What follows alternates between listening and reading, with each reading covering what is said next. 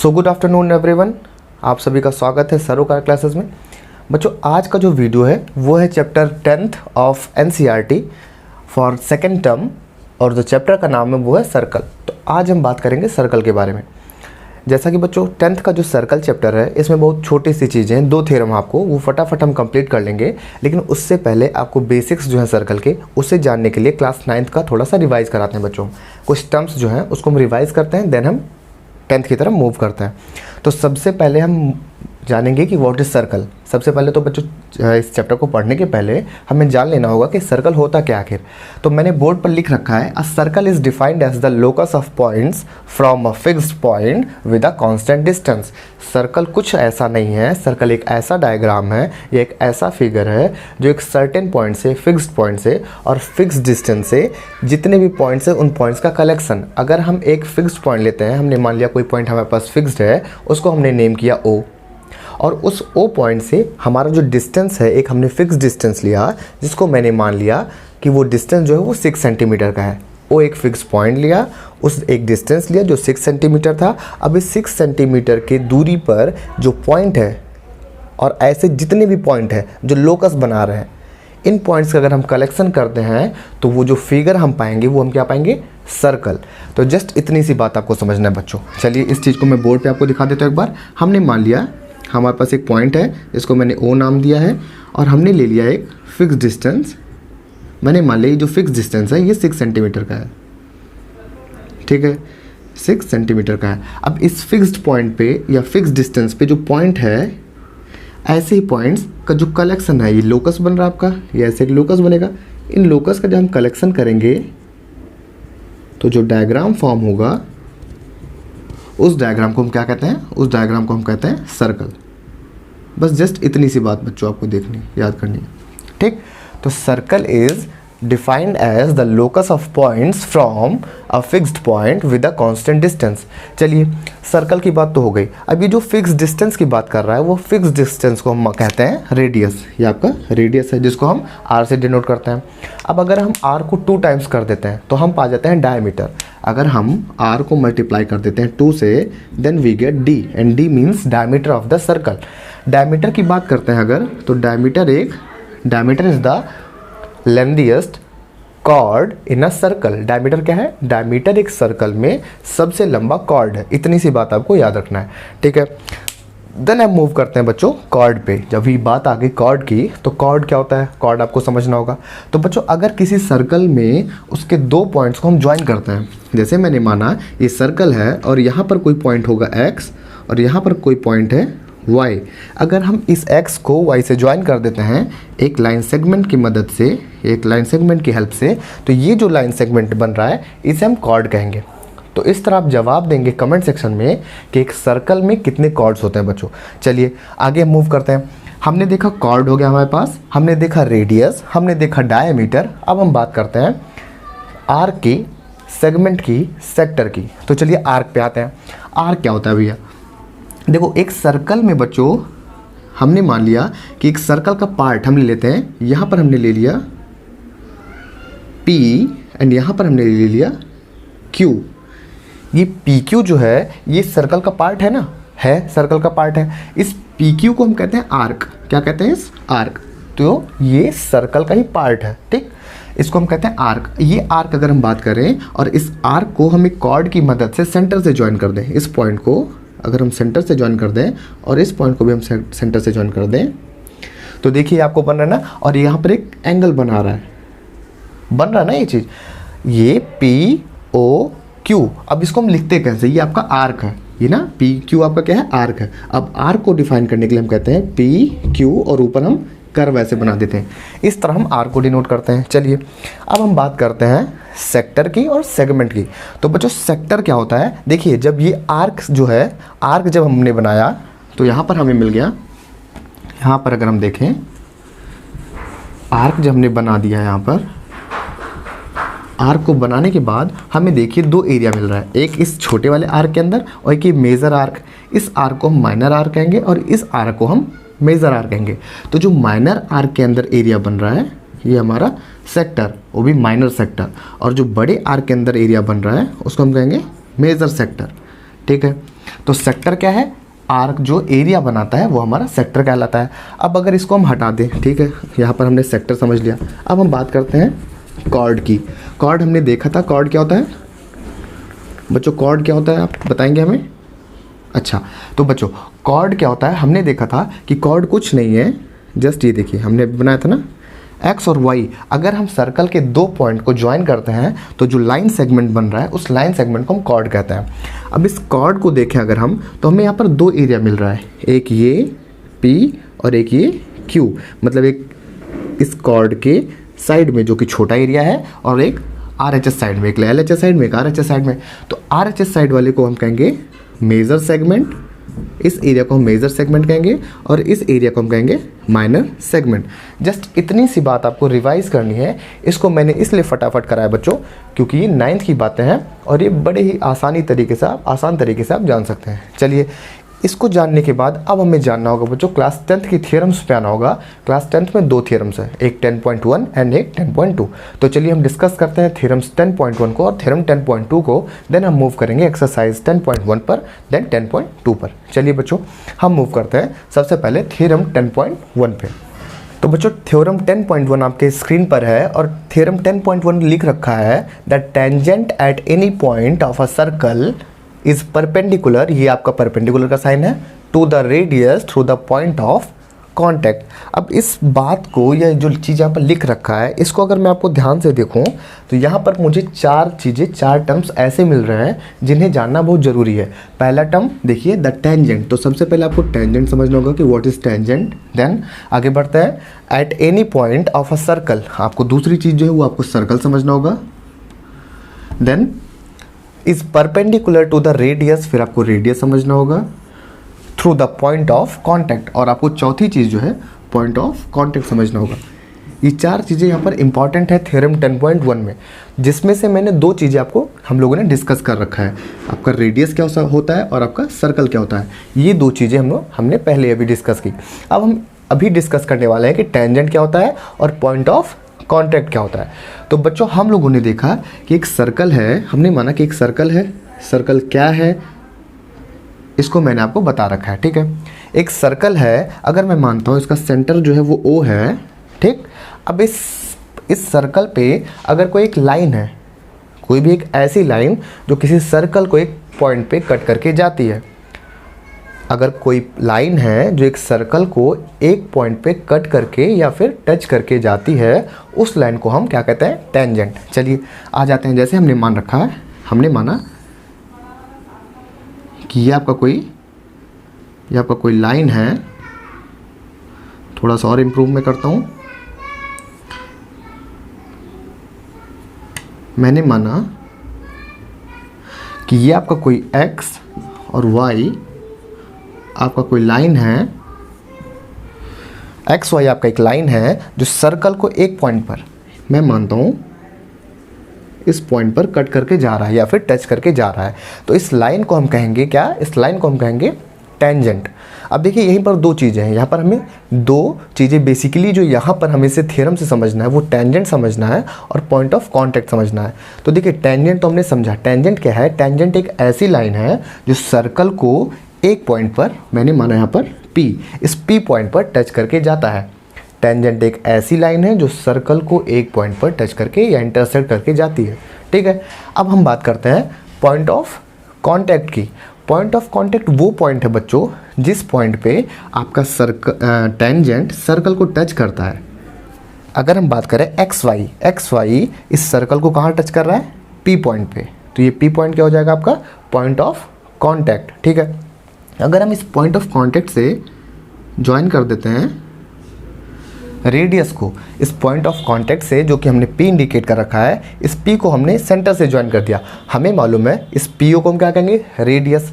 अब ये जो PO है बच्चों और ये जो XY टेंजेंट है और PO है, PO और XY टेंजेंट के बीच में जो एंगल बनेगा वो कितना होगा, वो हो जाएगा हमारा 90 डिग्री। क्यों हो जाएगा, क्योंकि थ्योरम 10.1 आपको ऐसा कहता है। तो चलिए फिर से एक बार हम थ्योरम 10.8 देखते हैं।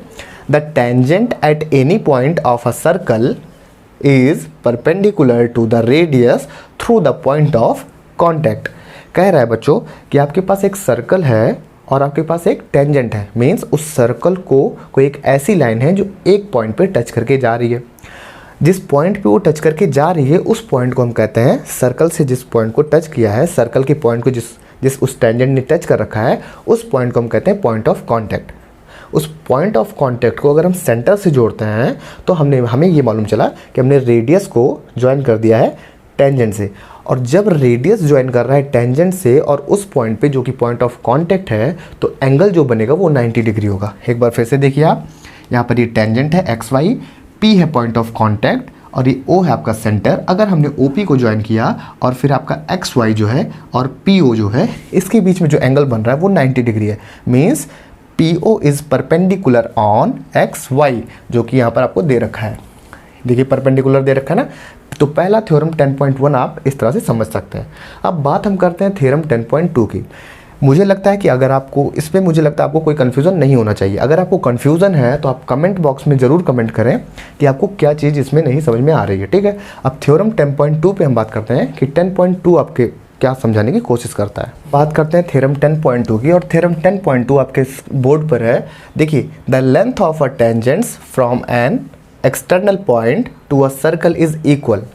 इसका क्या मतलब है? बड़ा सिंपल वे में आपको लिख रखा है, लेकिन अगर इसे समझना हो तो थोड़ा सा मुश्किल होगा। आपको समझना क्या है बच्चों, इसमें कह रहा है कि लेंथ ऑफ अ टेंजेंट। यहाँ पर हम लोगों ने देखिए, हमें यहाँ पर इंपॉर्टेंट टर्म्स जो है वो क्या है, टेंजेंट है। हम लोगों ने 10.1 में समझा था टेंजेंट क्या होता है। एक्सटर्नल पॉइंट मीन्स जो सर्कल के बाहर हो, है ना। सर्कल के बाहर किसी भी पॉइंट को हम एक्सटर्नल पॉइंट कह सकते हैं। इजी है। सर्कल इज इक्वल, कुछ नहीं, बस आपको टेंजेंट यहाँ पर समझना है। जो इंपॉर्टेंट टर्म है यहाँ पर वो है टेंजेंट। हम लोगों ने 10.1 में देखा था कि टेंजेंट क्या होता है, ठीक है। अब कह रहा है, मैंने मान लिया बच्चों, इस थ्योरम को समझने के लिए हमें क्या करना होगा। मैंने मान लिया कि आपके पास एक सर्कल है, ठीक है, जिसका सेंटर ओ है।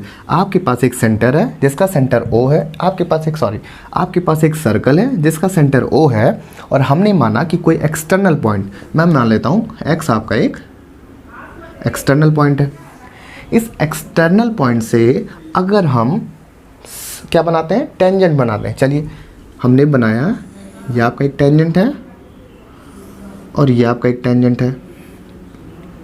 इसको मैं इम्प्रूव करता हूँ, थोड़ा सा गंदा बन रहा है। चलिए, मैंने माना ये एक्स पॉइंट को मैं यहाँ एक्सटेंड करता हूँ। चलिए, मैंने माना ये एक्स पॉइंट ये है और आपके पास दो टेंजेंट है। एक टेंजेंट को आपने नाम दे दिया एक्स ए, जो यहाँ आपको टच कर रहा है सर्कल को, और दूसरे को आपने दे दिया एक्स बी, जो आपको सर्कल को यहाँ टच कर रहा है। हमें मालूम है कि टेंजेंट जो होता है सर्कल के one and only one point को टच करके या इंटरसेक्ट करके जाता है। तो हमने देखा आपका ए एक्स और बी एक्स, आपके पास दो टेंजेंट है जो सर्कल को इंटरसेक्ट कर रहा है। और हमें मालूम है कि ए एक्स और बी एक्स में जो कॉमन चीज़ है वो ये है कि आपका एक्स से ही दोनों टेंजेंट ओरिजिनेट हो रहा है, ठीक है। अब थ्योरम ये कह रहा है कि the length of a tangents, मतलब जो टेंजेंट्स है, देखिए कितने टेंजेंट हैं यहाँ पर, दो है, इसलिए यहाँ पर टेंजेंट्स की बात कर रहा है। तो the length of the tangents from an external point, हमने एक एक्सटर्नल पॉइंट लिया, वहाँ से जो टेंजेंट ड्रॉ हो रहा है या जो टेंजेंट बन रहे हैं उनका जो लेंथ होगा to a circle is equal, उनका जो लेंथ होगा वो क्या होगा, इक्वल होगा। मतलब ए एक्स ये दूरी, बी एक्स ये दूरी सेम होगी, इतना चीज़, ठीक। आपको कह रहा है कि अगर आपने किसी एक्सटर्नल पॉइंट से ड्रॉ किया किसी सर्कल पे टेंजेंट, तो वो जो टेंजेंट होंगे उनके लेंथ इक्वल होंगे। जस्ट इतनी सी बात। थ्योरम 10.2 आपको ये समझाने की कोशिश करता है।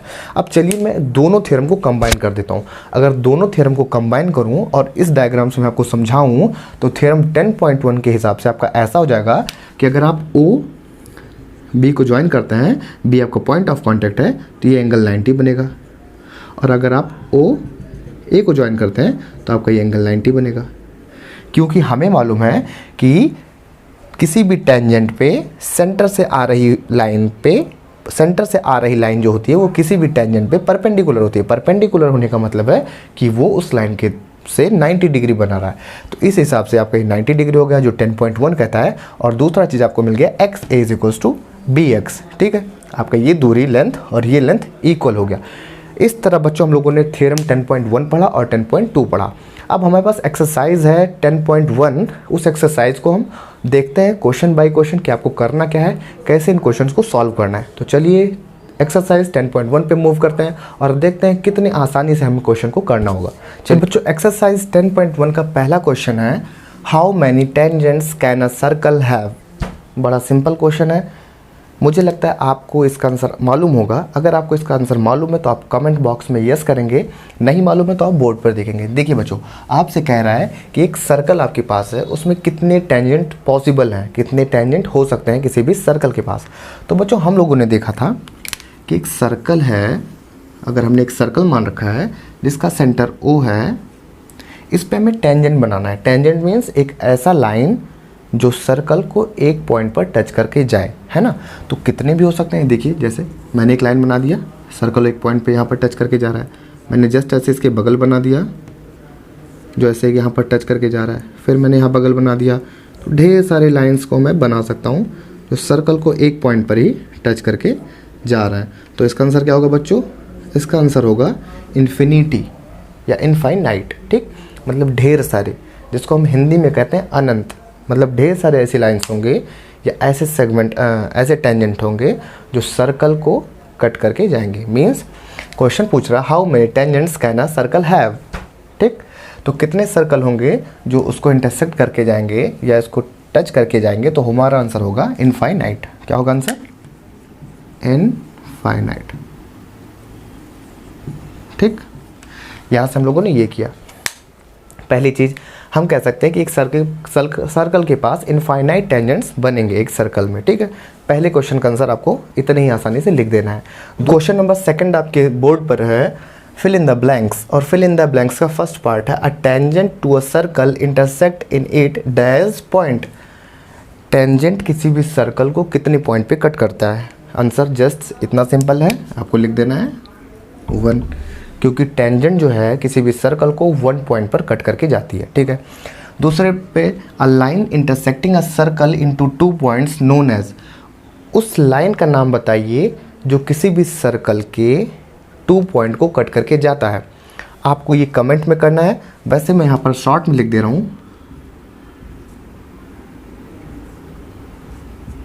देखिए, इतना हल्का सा मैंने लिख दिया है। अब यहाँ से तो आपको समझ नहीं पाएंगे, लेकिन आप कमेंट बॉक्स में करेंगे कि इसका आंसर क्या होगा। मैंने यहाँ पर शॉर्ट में लिख दिया है, आपको हल्का सा मेहनत करना पड़ेगा। आपको बताना है कि उस लाइन को क्या कहते हैं जो किसी भी सर्कल को 2 पॉइंट पे कट करके जाता है। ठीक है, एक पॉइंट पे जो कट करके जाता है उसे तो हमने क्या कहा? टेंजेंट कहा। लेकिन जो 2 पॉइंट को कट करके जाता है उसे क्या कहते हैं? मैंने हिंट आपको दे दिया है, SETN। ठीक है, अब आपको मदद करना है, इसी के हेल्प से आपको फाइंड आउट करना है इसका आंसर। चलिए, 3rd पे करना है, a circle have dash parallel tangent at the most. किसी भी सर्कल के पास कितने पैरेलल टेंजेंट हो सकते हैं? इसका आंसर है 2। ठीक, चलिए आगे बढ़ते हैं। The common point of a tangent to a circle and the circle is called. ठीक है, हमने क्या पढ़ा था? Point of contact, POC, point of contact हम उसे कहते हैं। उस पॉइंट को, जिस पॉइंट पे सर्कल और टेंजेंट इंटरसेक्ट करता है, उस पॉइंट को हम पॉइंट ऑफ कॉन्टैक्ट कहते हैं। इसका आंसर हो गया पॉइंट ऑफ कॉन्टैक्ट। तो देखिए, फिल इन द ब्लैंक्स जो कि आपका 2nd क्वेश्चन था, इसमें 4 पार्ट थे। तो फर्स्ट पार्ट का मैंने 1 बताया, 2nd पार्ट मैंने आपको हिंट दिया, 3rd पार्ट इनफाइनाइट किया और 4th पार्ट पे आपको मैंने क्या किया? Point of contact. तो इस तरह हमारा 2nd क्वेश्चन भी यहाँ पर फिनिश होता है। चलिए हम मूव करते हैं 3rd क्वेश्चन पे और देखते हैं 3rd क्वेश्चन आपका क्या है। क्वेश्चन नंबर 3 आपके बोर्ड पर है, a tangent PQ at a point P of a circle of radius 5 cm meets a line through the center O at a point Q so that OQ is equals to 12 cm, then length PQ is equals to what? और आपके पास option दे रखे हैं 12, 13, 8.5 centimetre, √119 centimetre. ठीक है, ये 4 option आपके पास दे रखे हैं। तो देखिए सॉल्यूशन क्या है इसका। आपके पास जैसा कह रखा, आपने एक सर्कल बनाया जिसका सेंटर O है, उस सर्कल पे कोई पॉइंट P है, हमने P मान रखा है, और एक कोई एक्सटर्नल पॉइंट Q है। अब आपको बताना है कि ये जो PQ है means length of the tangent आपको फाइंड आउट करना है। ठीक है, तो हमें मालूम है बच्चों कि OP जो है यहाँ पर ये आपका 90 डिग्री हो जाएगा। कैसे? थ्योरम 10.1 से। ठीक है, अगर ये आपका 90 डिग्री हो गया तो आपका ये राइट एंगल ट्रायंगल हो गया। राइट एंगल ट्रायंगल जब आपके पास हो जाएगा तो आप पे इसमें लग जाएगा क्या?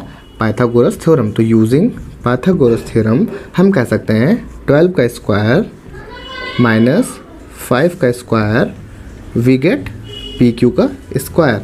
तो 12 का स्क्वायर 144 माइनस 5 का square 25 is equals to P U का स्क्वायर, पी क्यू का स्क्वायर। अब देखिए 25 माइनस करेंगे 144 से, तो 14 minus 5 that is 9, 13 minus 2 that is 11, 1 and 1 119 आ जाएगा आपका पी क्यू का स्क्वायर। तो पी क्यू कितना आ जाएगा, P Q is equals to under root of 119 centimetre. तो आपका option D is the right answer. ठीक है, तो इस तरह आप इस क्वेश्चन के आंसर को फाइंड आउट करेंगे। अब आपके पास लास्ट क्वेश्चन जो है वो इजी क्वेश्चन है और वो आपके लिए होमवर्क क्वेश्चन आपको आपके स्क्रीन पर दिख रहा है। इस क्वेश्चन को आप करके कमेंट बॉक्स में कमेंट करेंगे कि आपने किस तरह इसको सॉल्व किया।